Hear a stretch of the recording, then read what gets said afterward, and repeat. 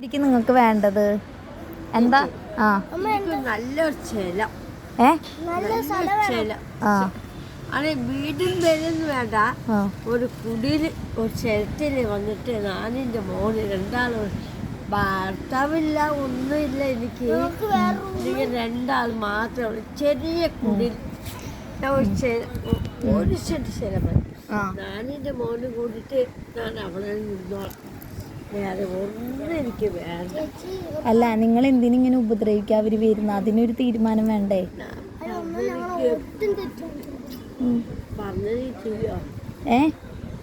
നിങ്ങൾ പറയാം എൻ്റെ മരോന് എൻ്റെ അടുത്ത് വരാതെ എന്നാ എൻ്റെ മോന് ഭയങ്കരമാണ് ചേച്ചി. എനിക്ക് തപ്പുവാണ് അമ്മേനെ.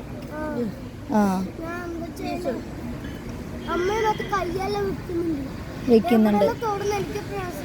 നിന്റെ മുന്നിൽ വെച്ചിട്ടാണോ ചെയ്യുന്ന അയാള്? എന്നിട്ട് നിങ്ങൾ പോലീസുകാരോട് പറഞ്ഞ്?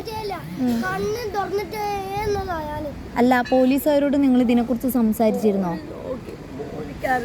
ഏത് പോലീസിനോടാ പറഞ്ഞേ? സ്റ്റേഷനിലാ പറഞ്ഞേ? പയ്യന്നൂരാ? ഏത് കോടതിയില്? എന്നിട്ട് എന്തെങ്കിലും തീരുമാനം എടുത്തോ? പയ്യന്നൂര് കോടതിയിൽ. എന്നിട്ട് എന്തെങ്കിലും തീരുമാനങ്ങൾ എടുത്തോ? ആദ്യമായിട്ടാണ്. റിസൾട്ട് എന്തെങ്കിലും വന്നോ അതിനെ കുറിച്ചിട്ട്? അതുകൊണ്ടാണ് നിങ്ങളിങ്ങനെ അടിച്ചു പുറത്താക്കിയത്? അല്ല, നിങ്ങൾ ഈ റെയിൽവേ സ്റ്റേഷനിൽ നിന്ന് ഇനി എങ്ങോട്ട് പോകാനാ പ്ലാൻ?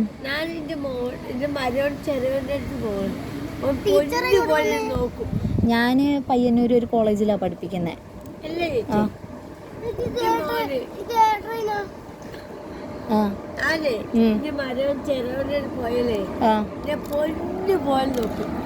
നോക്കും.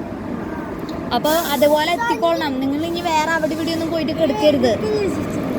ഈ ഒരു പ്രശ്നത്തെ കുറിച്ചിട്ട് നിങ്ങൾ ശരിക്കും കംപ്ലൈന്റ് ചെയ്യാ കേട്ടാ. കുട്ടീനെ നന്നായി പഠിപ്പിക്കുക. അവന്റെ മനസ്സിന് ഭയങ്കര വിഷമങ്ങൾ വന്നിട്ടുണ്ട്. 5ാം ക്ലാസ്സില്. അപ്പൊ പഠിപ്പിക്കണം നന്നായിട്ട്. അല്ലാണ്ട് ഇങ്ങനെയൊന്നും ആവരുത് കേട്ടാ. ഇതും പറഞ്ഞിട്ട് ടെൻഷൻ അടിച്ചിട്ട് അവിടെ ഇവിടെയും പോയിട്ട് കിടക്കൊന്നും ചെയ്യരുത്. നല്ല എന്താ പറയാ, നല്ല ബുദ്ധിയോടെ, പിന്നെ വിഷമിക്കാതെ നല്ല തീരുമാനങ്ങൾ എടുക്ക. ശരി, അങ്ങനെ തന്നെ എടുക്ക കേട്ടാ. അല്ല, നീ നന്നായിട്ട് ഭക്ഷണമൊക്കെ കഴിക്കണം. അമ്മനെ നന്നായിട്ട് നോക്കണേ.